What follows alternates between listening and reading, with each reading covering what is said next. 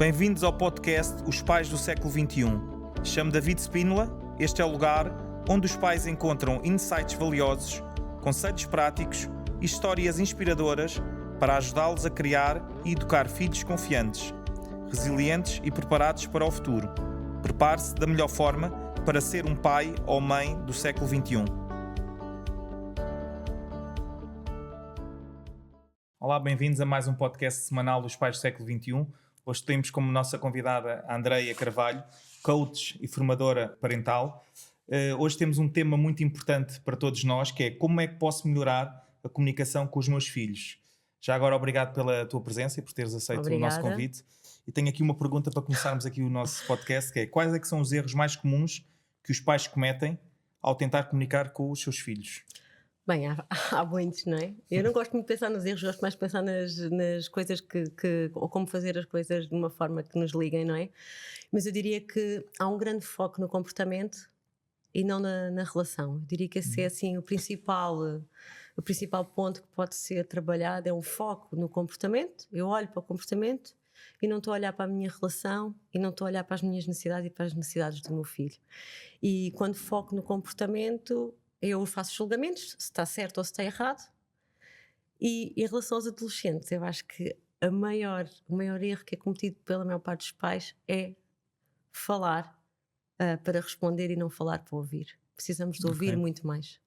Sim, e eu sinto que, queria ouvir a tua opinião, cada adolescente recebe a informação de forma diferente, não é? Se eu receber a informação aos gritos ou receber a informação de outra maneira, o adolescente, neste caso, reage de forma diferente, não é? Sim, e a adolescência é todos nós já fomos adolescentes, Claro. não é?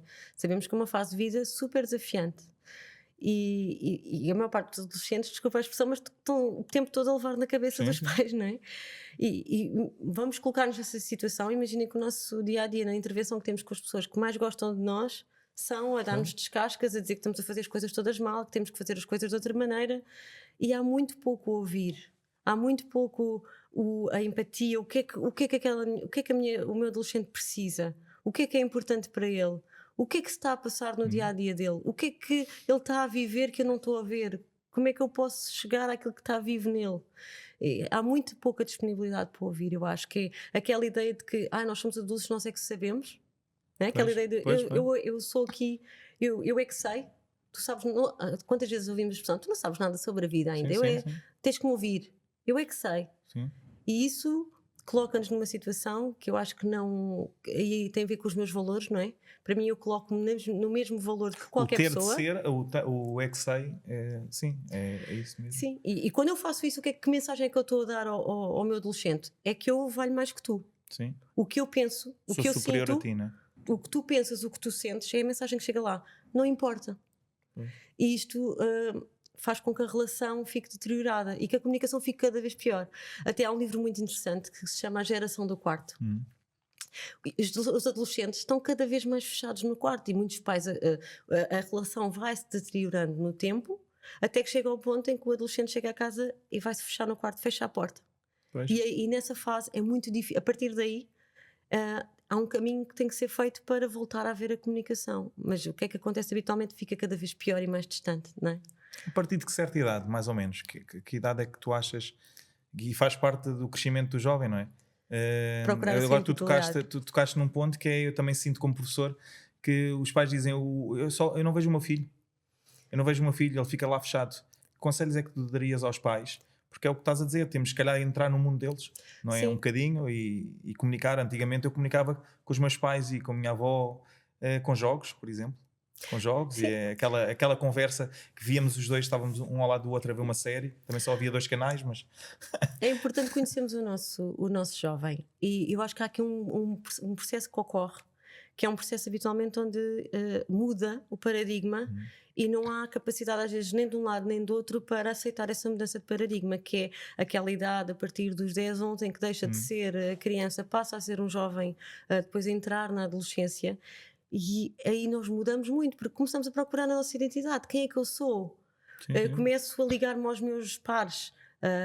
A relação com os meus pais, é suposto nessa idade já a relação com os meus pais, eu já ter um vínculo seguro com os meus pais, não é? E eu começo a procurar pertencer no sítio onde estou com os meus pares, não é?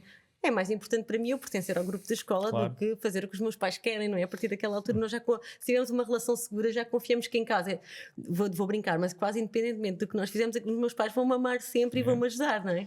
Então estou mais focado na relação. E até tem vergonha, acho eu. Eu lembro, agora estás relação com os a tocar, pais. estou-me a lembrar da minha avó, com 12 anos, eu ia ao parque com ela.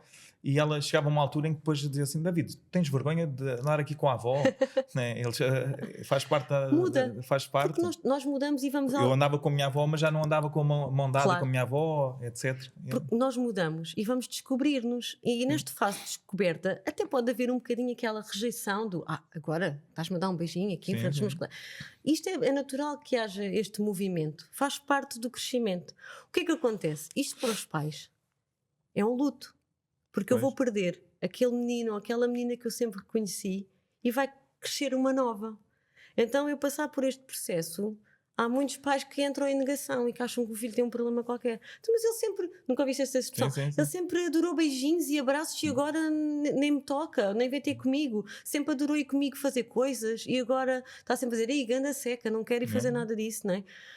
Então é importante que nós nos permitamos, como pais, viver esse luto. Ok, está a crescer aqui um novo ser, com uma nova identidade, então eu vou ajudá-lo a ele compreender-se. E todos nós passamos pela adolescência. Esta descoberta de identidade é um processo que pode ser até muito profundo. Claro. E para alguns adolescentes até é difícil, não é? Então é importante eu dizer, olhar e dizer assim, espera, está a crescer aqui, há um novo paradigma. Sim. Então, se calhar agora, o meu adolescente já não gosta que eu o encha de beijos, mas gosta que eu vá à cama e converse com ele um bocadinho, vá ter com ele à cama na hora de dormir e converse com ele um bocadinho, ou vá com ele beber um café. É muito importante nós irmos encontrando. O mais importante é sentirmos que estamos ligados àquela pessoa. Para não haver aquela distância, não é? Pai e jovem. Sim, e o que é que funciona? Sim. E quem é que sabe melhor o que funciona? Sim. Sendo criança, sendo adolescente, é chutar a bola para o outro lado. Tipo, olha, o que é que gostavas de fazer comigo? O que é que queres fazer? O que é que podemos fazer juntos? Queres ir fazer almoçar? essas questões, não é? Exato, Fazer o que é que essas serve questões. para ti? Estar interessado, estar mesmo interessado no que é que se está a passar do outro lado. Isto requer trabalho dos pais, não é? Pois, sim. Requer trabalho dos pais. Sim. O que eu ia dizer é, muitas vezes eu sinto como professor e nas aulas também, nas aulas que dou, os jovens estão mais abertos a falar comigo do que muitas vezes com os pais. Porque dizem, nunca falei isso com os meus pais, mas estou a falar contigo. Sentiu ali um clima, não é o aluno professor, é um aluno amigo. É o aluno com um amigo que é os namoricos, é a idade dos namoricos, e muitas vezes nós adultos também devíamos contar também as nossas experiências. Muitas vezes parece que temos vergonha de contar o que é que nós passamos, e é bom que os filhos são nossos filhos, não é? Devíamos ajudar o nosso filho nesse crescimento. Estavas a falar de crianças, mas a transição, sei lá, e queria ouvir a tua opinião, dos 13, 14 anos, que é os namoricos, muitos já são competitivos e já pensam também no que é que queriam, qual era o trabalho que gostariam de ter, e aqui tem de ter um apoio muito grande dos pais, e eu sinto que, e queria ouvir a tua opinião, muitas vezes os pais veem aquele jovem de 14 anos já mais alto que eles, já quase 2 metros, 1,90 m, sei lá, pensam que já são adultos, e não são crianças. E muitas vezes depois chegam aos 17, 18 anos, fazem se calhar, podiam fazer melhores escolhas, e depois essa comunicação, que é o tema também de hoje, que é uma comunicação depois, mas eu no meu tempo, eu com aquela idade, eu já fazia isso. Sim. Não é? Quando eu faço isso, estou-me a desligar da pessoa que está à minha frente, não é? Pois. Estou-me a focar na pessoa que eu era e nas condições e no contexto e tudo mais Pois. que era lá atrás, que não é o de hoje, não é? E aí há uma coisa muito importante e que eu acho que não é suficientemente falada, que é, na relação pai-filho, há um responsável por essa relação. Claro. E o responsável é o adulto. Sim. O cérebro só está completamente desenvolvido por volta dos 25, portanto é um cérebro em desenvolvimento. Claro. Temos a questão de o adolescente está na fase de crescimento, faz parte mesmo das características do cérebro, está à procura do prazer, portanto vai tentar sempre ir atrás do risco, não é? Sim, E é uma fase de experimentação. Sim. A adolescência é uma fase de experimentação, precisamos de experimentar, precisamos de falhar e de perceber que com a falha, com aquilo que não correu bem, para a próxima vez vamos fazer diferente. E hoje em dia não se permite muito os seus pais estão muito aí nesse ponto de não permitir. Mas relativamente aqui à parte da comunicação, é muito importante eu ver o que é que está presente naquela criança e naquele adolescente e o que é que o que é que. E que eu tenho uma experiência completa de vida já acumulada, Claro. diferente, mas que eu já fui aquele adolescente. E eu acho que não há melhor forma de comunicar com o adolescente quando nós fecharmos os nossos olhos, ligarmos à nossa adolescência e pensarmos como é que nós nos sentíamos naquela época, como é que era Claro. para nós, como é que foi para nós. E toda a gente gosta de histórias, não é? Ou, por exemplo, Toda imagina, a gente, claro, né? imagina, pá, um jovem falta às aulas. Isso é inadmissível, é a tua E quantos de nós é que já obrigação. faltámos? É Então, a tua obrigação.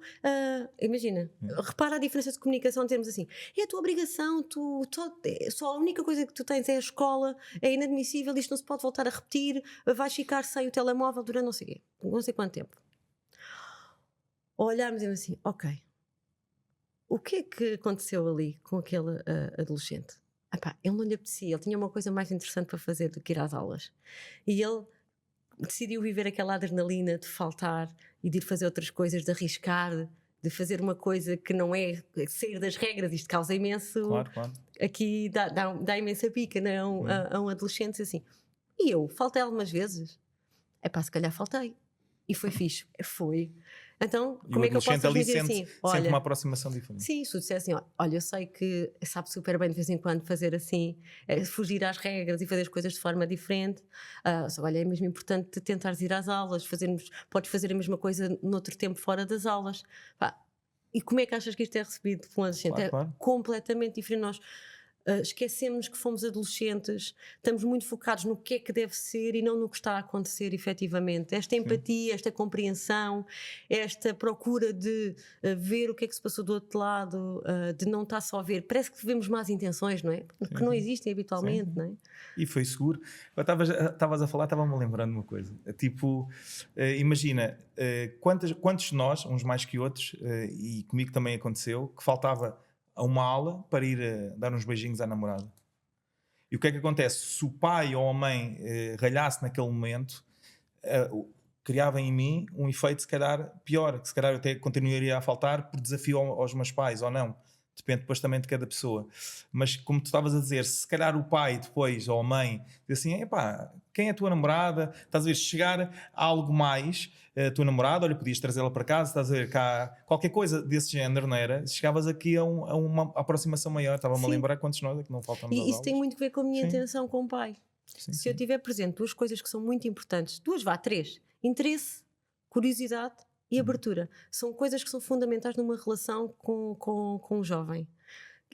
Curiosidade sobre o que é que se está a passar com ele, abertura para falar sobre todos os temas mesmo que sejam difíceis para mim, e eu acho que aí a sexualidade é um tema que é muito, muito importante, sim. que os pais tenham informação consigo. E na nossa geração era um tema tabu, pelo menos aquilo que eu tenho mais ou menos acesso. Terei tido alguns colegas que falaram com os pais, mas a maior parte descobriu tudo Sim, através de informação, através da escola, através de conversa com os amigos, através da autodescoberta, não é? Hoje em dia não há justificação para acontecer dessa forma. E é importante para nós que os nossos jovens tenham comportamentos que não sejam comportamentos de risco, não é? Sim, Mas sim. para nós o fazermos, porque os jovens, vamos lá ver, é uma coisa que eu acho também é muito importante, que é, saímos de uma fase que é a tal infância, não é? Em que ainda temos algum controle, mas quando chegamos à adolescência, os nossos jovens vão fazer o que eles quiserem. Claro. É super importante termos esta consciência. Não é por eu proibir, por eu castigar, que ele vai deixar de fazer. Ele, não podes estar com o teu namorado. Vai arranjar, ou com a tua namorada, vai arranjar forma de estar. Claro, claro. Portanto, o mais importante é esta informação, é eu conseguir E transmitir preparar o jovem e dar informação, segurança conversar também. sobre ele, responder às perguntas. Se ele não tiver a vontade para falar comigo, indicar-lhe o sítio onde ele pode encontrar as respostas, porque informação é poder. Claro. Portanto, se não queremos que o nosso jovem, e é natural que nos preocupe que ele tenha determinados comportamentos de risco, até porque temos assim muita informação, em particular na comunicação social, parece que os jovens hoje é tudo um terror, quer dizer, acabamos por ser muito manipulados para pensar de uma determinada forma, e quando fazemos isso não estamos ligados. Então, mas o meu filho, o que é que está a acontecer com ele? Sim. O que é que ele precisa de saber? Esse interesse, essa curiosidade é completamente fundamental. Eu querer ser um influenciador positivo. Isso mesmo. Olha, tenho aqui uma pergunta interessante também. Que estratégias posso usar para garantir que os meus filhos se sintam ouvidos e compreendidos? Identificar, olha, eu quero mesmo ouvir-te. Estou aqui para te ouvir. Ok. Eu estou aqui para te ouvir, sempre que tu quiseres. Uma estratégia fundamental acho eu, é a ausência de estratégias focadas em medo, em castigo. Porque quando eu tenho medo de contar alguma coisa, não é? Eu vou fazer o quê? Vou esconder, não vou contar tudo, vou só contar uma parte, porque se eu sei que há uma reação negativa do outro lado, não é? De punição. Sim, sim. E quando digo punição, pode ser tipo criar culpa. Isto também é uma punição, uma forma de punição é criar culpa na pessoa, não é? Pois eu avisei-te, por exemplo, eu avisei-te, se tivesses feito o que eu disse, não é? Se tivesse feito o que eu disse, não tinha acontecido. Portanto, criar aqui esta disponibilidade para ouvir e criar esta ideia de que, independentemente do que tu faças, tu tens valor e eu amo-te. Independentemente de tudo o que aconteça, eu vou estar aqui para ti. E o apoio, não é? Aquele apoio, sentir que tem ali um braço seguro. Porque é possível ter a responsabilização pelos nossos comportamentos, mas manter o amor. Claro. Não é?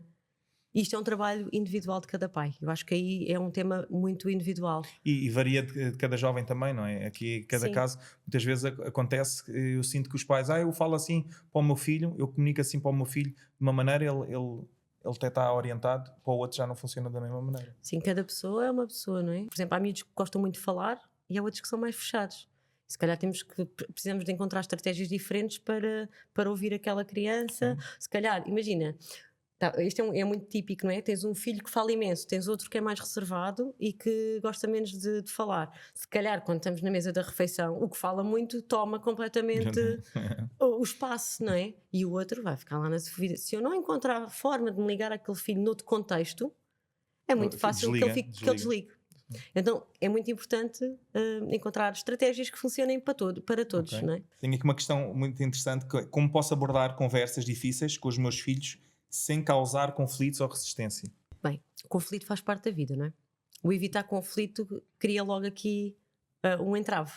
Portanto, o conflito é normal que nós temos de ter ideias diferentes, não é? Claro. E nós com os nossos filhos vamos ter ideias diferentes. Agora, existem formas saudáveis de resolver os conflitos e formas menos saudáveis, não é? Então, eu diria que a abertura é fundamental. Voltamos ao mesmo tema. Estar disponível para ouvir e estar disponível para compreender quando acontece um conflito, o que é importante para ele e o que é importante para mim. E encontramos uma estratégia que funcione para os dois. Não é? Há uma forma clássica de resolver um conflito que é eu cedo e tu cedes. Não. Que se formos por aqui ficamos os dois com uma sensação de perda, de que não.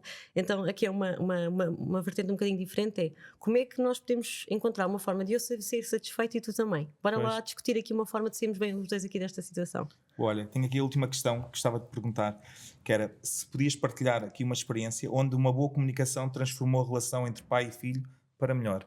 Bem, então eu tenho aqui, lembro-me aqui de uma situação de uma mãe, de um adolescente que estava a perder ligação com ele e que tivemos a trabalhar essa comunicação nas sessões que fizemos, e realmente esta disponibilidade para ela o ver mudou completamente apenas em uma ou duas sessões. Bastou mudar a forma como ela o estava a ver. Aliás, bastou mudar a forma, bastou ela começar a vê-lo naquele momento, naquilo que ela estava a ver, porque ela não o estava a ver. Ela não estava a ver, ela estava a viver num mundo do que é que deve ser, ele está-se a perder, estava a enquadrar todos os seus comportamentos em crenças e não naquilo que estava a acontecer. Pronto, excelente. Olha, quando se fala com temas interessantes, passa num instante, estamos no fim. Obrigado pela tua presença e espero que tenham gostado. Coloquem like no fim e até ao próximo episódio. E assim chegamos ao fim de mais um episódio inspirador do podcast Os Pais do Século XXI. Lembre-se que a jornada da parentalidade é uma grande aventura e nós estamos aqui para ajudá-lo a cada passo do caminho. Não se esqueça de subscrever o canal para não perder nenhum episódio. Até à próxima semana e continue a ser um herói na vida dos seus filhos, mesmo que eles digam que não. Até à próxima.